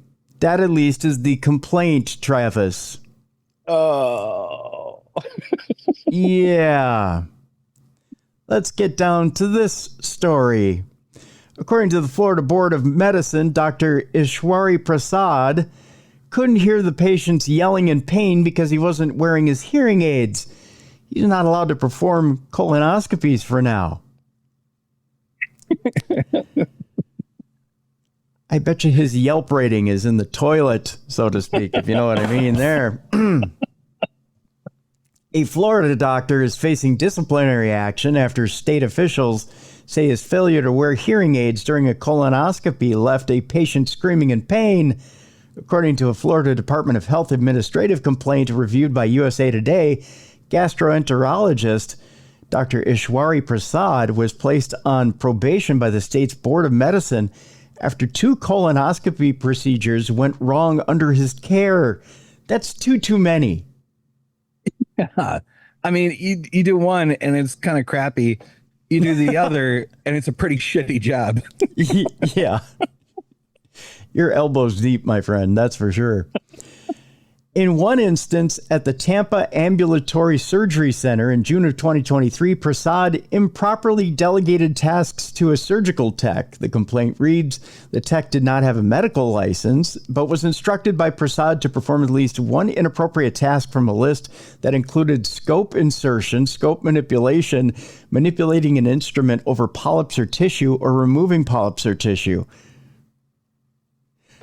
Yikes. Is this an internship? I guess, right?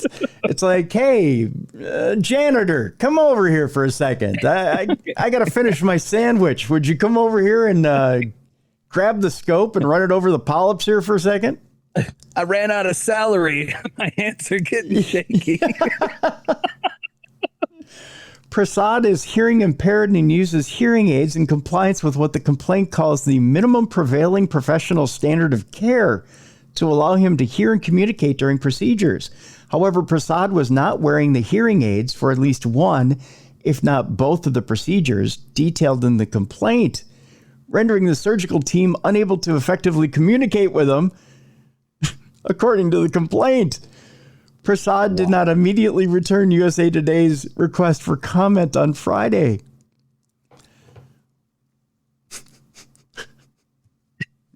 Boy, does that open up a whole new can of worms. I wonder, though, because, I mean, like, you get a lot of chatty Cathys, you know, that come into doctors' offices, too. Mm-hmm. And, like, do you think, like, I mean, he's old enough that he's using, you know, hearing assistance as well, you know, and I mean, I'm supposed to probably by the VA as well. But, like, maybe he's just like, this MFer, shut up while I'm digging around in his butthole. Like, I don't care about your Shih Tzu. Or, you know, right. Like he's wrist deep in his guy's rectum and he's staring, you know, like he's spelunking in these things, you know, and this guy's just like, yeah, and Jack over in finance, like, my wife, the tater tot hot dish, and she wants to go see a marriage counselor, and we've only been dating for a year, and you know, and I'm sure the doctor's just like, shut the F up. I'm taking these out. Yeah. And he's just like every 5 seconds going, yeah, okay, yep, did you feel that? Instead of feeling a little prick, you are a little prick. Just saying. The second colonoscopy, by the way, performed under Prasad that day was on a patient who was not yet fully sedated, the complaint says. During the procedure, Prasad began inserting the scope prematurely, causing the patient to begin yelling. I don't think he heard it because of the hearing aids. Prasad did not immediately stop the procedure. Then it became apparent that the patient was not fully sedated, and he failed to realize it because he could not hear the yells, says the complaint. Tasks were also inappropriately delegated to a non-licensed tech during the procedure. The Miami Herald reported that an emergency restriction order from September provided more details on the second procedure, saying the sedation issue originally arose due to a problem with the patient's IV line. Wild. Yeah. According to the Herald, the order said Prasad continued to insert the scope despite being told to wait and begin to thrust the scope into the patient's rectum while the patient shouted in pain. Do you think it was flashbacks on why my wife doesn't like me anymore? You think it was very Jerry Lewis like hello, yay. It was one of those. Like, what good is a safe word if you ain't gonna listen anyway? I mean, like, is he at least giving out anniversary cards when we come back in for a follow-up? Feel free to rate me. No, not rate.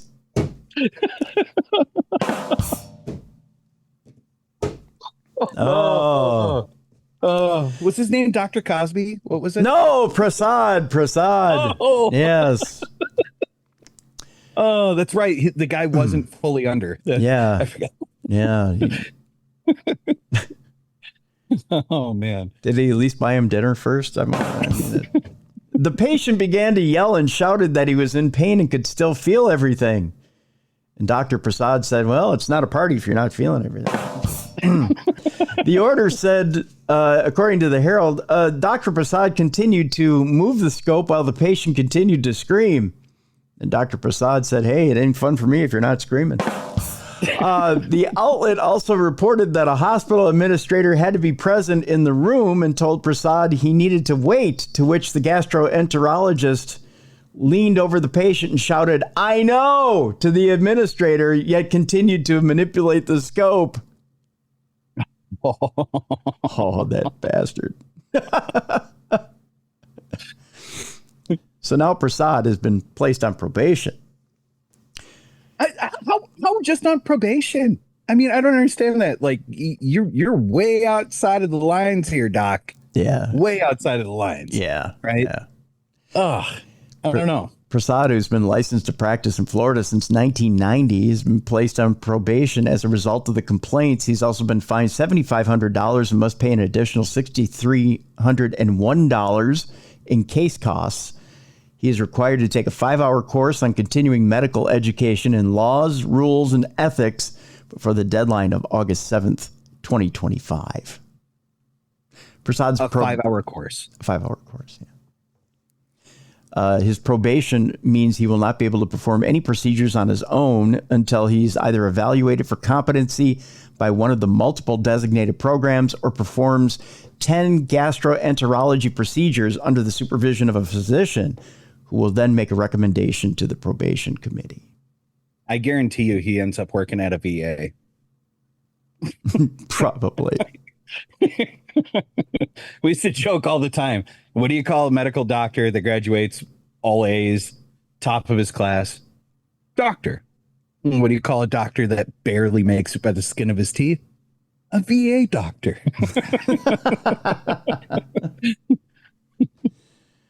No offense to any of the care providers for me. Yeah, no, they're perfect. They graduated top of their class. Or top of the ass, in this case. So, you know, just saying. Oh, yikes. What are we going to do with you, Tim? I don't know. This next story, Travis, tells you why I left Iowa. Okay, I'm all ears. No offense to Iowans. I love you all. I don't. Wow. Well, that's because you're not in danger of going back. Yeah. A 74-year-old father was shot by a man over a stinky feet jibe. A stinky feet what? Jibe. Is that an Iowa thing? What is that? Let me explain. An Iowa man says he accidentally shot his father over his stinky feet. That's it. That's it. His stinky feet. Yep. I mean, this is almost like, I don't know, a little kid messing with somebody's lawn, right? Like this is silly. Yeah. Where are we, America? I don't know. Like, what is going on? So, like, how bad was that feet, though? I mean, there's been some pretty nasty feet I've smelt in the Army. Yeah. Like it was like feet, nuts, and ass all together, right? We called it finesse. Yeah. It was bad. Yeah. We had access to firearms. We had a kid like that in college. It was really bad. Did you beat him, Tim? No. We just told him to wash. Took him to the shower. That's all we did. Allegedly, we once had a guy that refused to bathe, and allegedly 12 of us drug him into a shower, and allegedly took a push broom and some Simple Green. Allegedly. All right, sorry, I'm going to stop talking over this story. Not a problem. We go to Iowa, where after being told by his 74-year-old father that he had stinky feet, an Iowa man retrieved a firearm from his bedroom and shot the elderly man in the face as he was seated in a motorized scooter. Allegedly. That's my lawyer glasses. See, I have them permanently on, though. Responding to shots fired reports Sunday evening, cops encountered 48-year-old David Carpenter. Look at this kid. I shouldn't say kid, but there he is. Oh, I bet he'd plow your driveway. Jesus. He kind of looks like he doesn't have a sense of humor. He looks like he's got stinky feet, too. he does, doesn't he? It looks like he probably needs some medicated powder on his feet. 48-year-old David Carpenter was at the residence he shares with the victim in Burlington, Iowa. You ever been through Burlington? Probably. I've been through Iowa a billion times. And it like every time I'd go back to Fort Riley, Kansas through Minnesota, I would try to name 8 good things about Iowa because I would tell myself that if I could do that, then the 4-hour trip through it would only be about 2. Yeah. The problem is I always got stuck at about 5. Yeah. And then I'm like, that's a really nice blade of grass.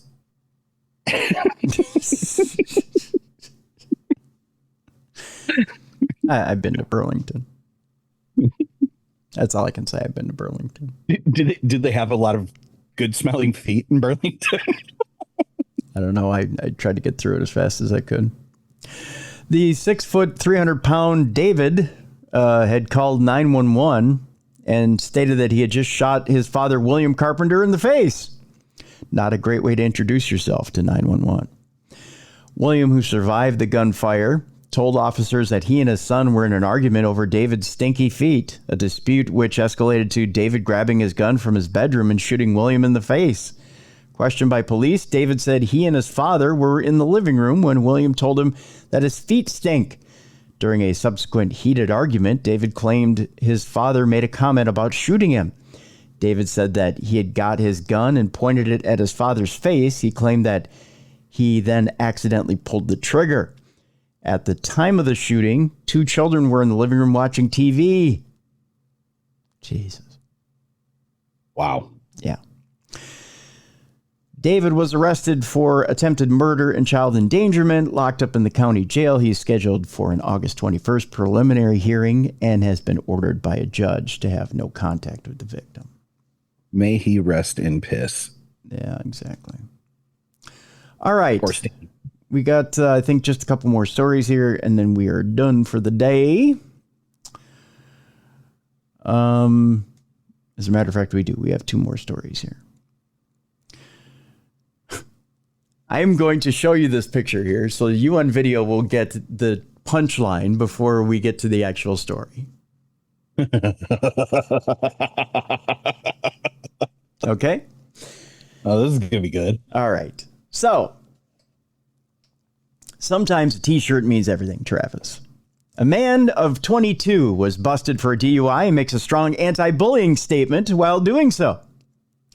22-year-old Floridian was arrested this past week for driving under the influence in a shirt that made a statement to police. Cooper Conti is his name. Conti was booked into jail at around 5:30 a.m. on a misdemeanor count for which bond would be set at $1,000. He's scheduled to be arraigned right in that afternoon. After posing for a mugshot, Conti would have been directed to change into a boring orange prison smock, thus denying fellow inmates a glimpse of his unique fashion sense. What did his t-shirt say? Well, his t-shirt said, "Don't bully me, I'll come."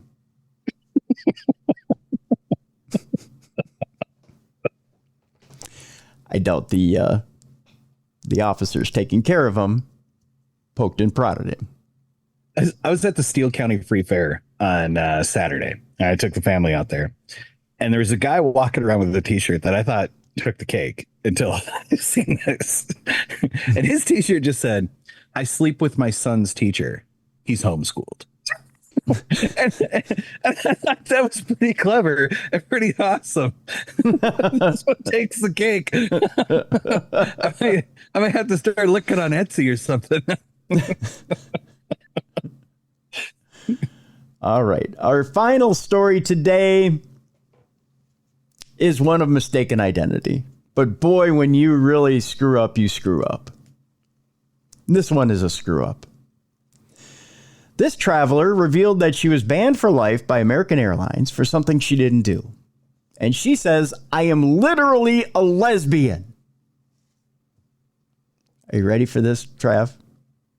I feel like I need the allegedly glasses. Here you go. Go ahead and put on those lawyer glasses, my friend. High mile criminals. Ready for this? Aaron Wright, who goes by @AaronWright on TikTok, revealed how American Airlines allegedly banned her from flying with the airline for life. She says, "I got permanently banned from flying American Airlines for having sexual relations with a man on a plane, even though I'm a lesbian," the 24-year-old Wright wrote online. Right? Nice. In the 4-minute and 47-second clip uploaded on August 8th with over 2.6 million views, Wright explained how she was banned from boarding her flight to New Orleans for her sister's bachelorette party. The gate agent looks nervous, and she's like, "Ma'am, I'm really sorry to tell you this, but you've actually been banned from flying American Airlines," Wright continued. "I was like, what? I've never done anything." As much as Wright begged the gate agent to explain the reasoning for her banishment, the agent resisted. "I'm really sorry, but it's an issue with internal security. I can't tell you, but the person on the phone told me that you should know why," she added. Wright became confused, frustrated, and overwhelmed by this unusual scenario, but remained determined to make it to her sister's celebration. She had to cough up $1,000 for a new flight while waiting for a $400 refund from her previous flight. "I realized that I'm going to miss my flight, and I just need to book another flight, so I quickly booked myself another $1,000 round trip day of to New Orleans," Wright said. "I'm going to get this cleared up, and they'll refund my money." After 12 days of waiting and no refund, Wright was notified she was banned from the airline due to alleged sexual activities with a man inside the aircraft bathroom. "I'm a 24-year-old lesbian. You see me. Am I having sexual relations with any man? No," she scoffed. Wright tried to think of the best way she could to prove she wasn't the frisky passenger that American Airlines alleged her to be by emailing customer relations. "I emailed them a very serious email, but also somewhat funny, because in it, I am like, I don't really know how to prove it wasn't me, except for the fact that I am literally a lesbian," Wright said. Luckily, Wright's mother was able to vouch for her daughter through an email, which helped speed up her removal from the no-fly list. While Wright's name was cleared, the real Mile High Clubbers weren't revealed. So now I'm off the American Airlines permanent no-fly list, also out $1,000, but they did refund me the $400 flight. So she had to pay $1,000 to fly same day. They didn't refund her that, but they gave her the original $400 that she had to put up for her flight. That's insane. And, you know, and this is a good opportunity for another allegedly. American Airlines, you got the wrong lesbian. That's me. Yeah. Yeah. There you go. That's nuts. Isn't it? Although Wright is elated to fly without restrictions, she did anticipate American Airlines would give her more money for the mishap since it was forced on her to purchase another flight. The New York Post contacted American Airlines for comment.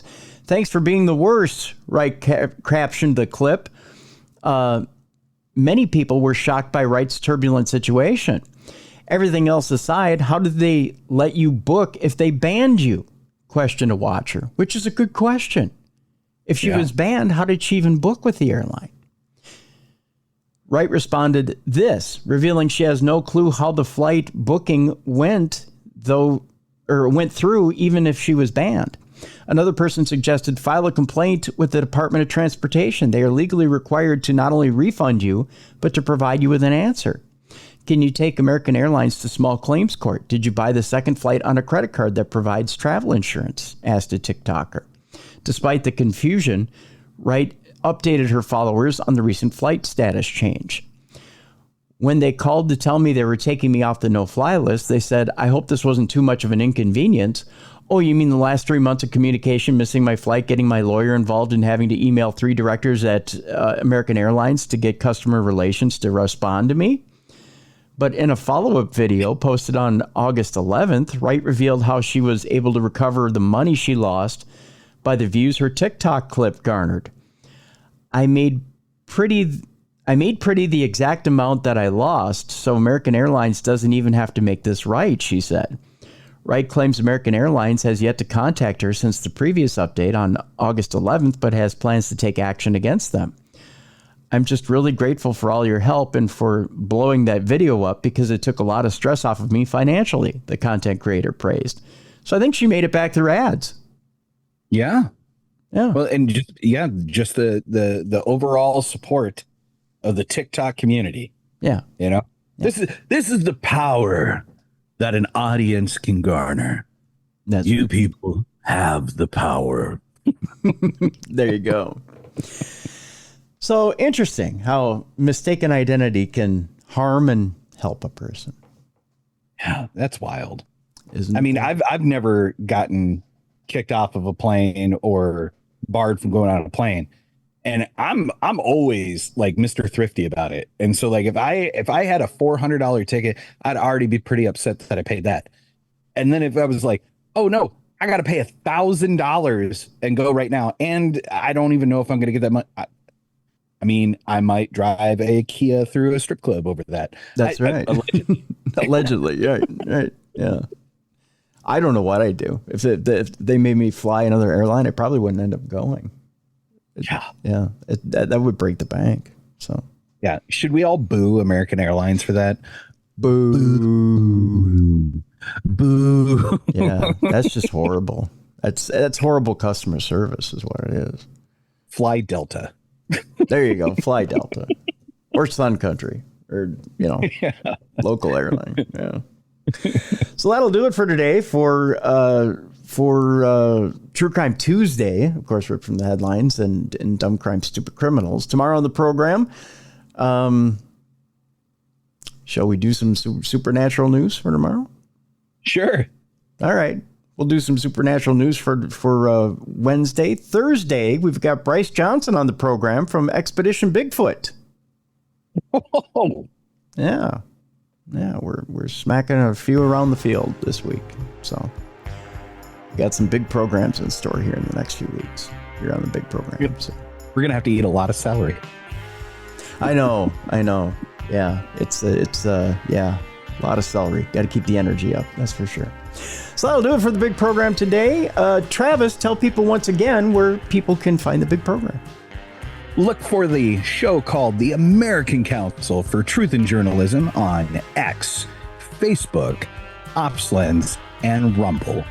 Like, subscribe, share, all that good stuff, and jive to the most, crazy crew of political talk voices out there. We're probably the most irreverent show out there. So we are very not safe for work. And I hope you join us and watch us. There you go. All right. So for Travis Thorpe, I'm Tim Dennis. Join us tomorrow for Supernatural News. In the meantime, thank you for joining us for True Crime Tuesday.